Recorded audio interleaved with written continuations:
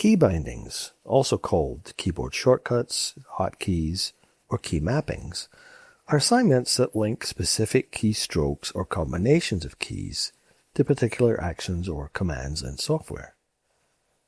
So instead of clicking a menu item with the mouse, for example, File and Save, you press a key combination, for example, Control and S. The program binds that key press to the save function. And these can be either default, built into the app, or customizable. You can change them to suit yourself. So where are key bindings common? Well, operating systems, like Control-C and Control-V for copy and paste, Alt-Tab, switching apps, that kind of thing.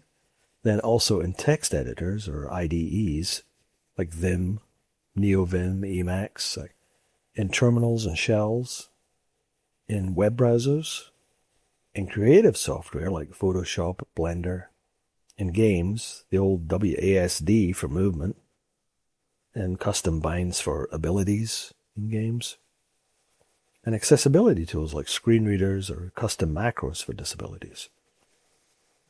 Where would these be most useful? Well, high-frequency tasks, anything you do dozens or hundreds of times a day, like saving, switching files, running tasks, formatting code. Mouse-free environments, servers, remote SSH sessions, laptops with crappy trackpads, or when you just want to keep your hands on the keyboard. For power users and professionals, like developers, writers, designers, video editors, anyone whose workflow speed directly impacts output or income.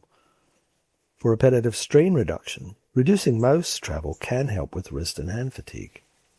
For context-specific efficiency, in Vim, for example, you can navigate and edit text at remarkable speed once the bindings become muscle memory.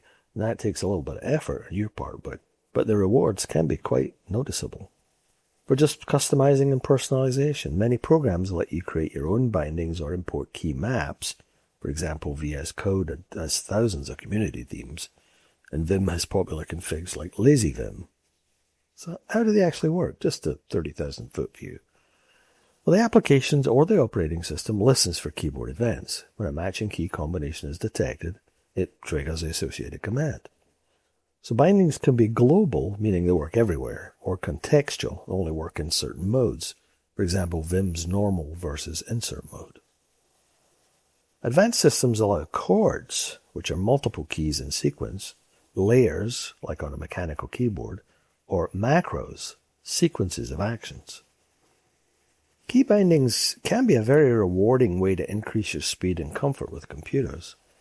Mastering the defaults and tools you use daily, and customizing the ones that annoy you, is one of the easiest ways to get dramatically more productive. Many experienced users replace that good key bindings make them feel like the computer is an extension of their thoughts, rather than a tool they have to fight. Personally, I tend to be a GUI guy, although I do use shortcuts occasionally. This is one reason I don't really use a window manager like Hyperland, for example, because that's mostly keyboard driven, which is great if you are into that kind of mindset. Even so, I do find myself occasionally coming across a shortcut that's like really handy, and I'll be like, oh, I can remember that. So let us know in the comments if you all are someone who likes to use the keyboard more than the mouse and the GUI. I'd be interested to find out what the split is. And if you want to dig into this topic some more, I've got plenty of links down in the video description. Take care. Hey, if you got something out of this video, please consider liking and subscribing. And remember, be excellent to each other.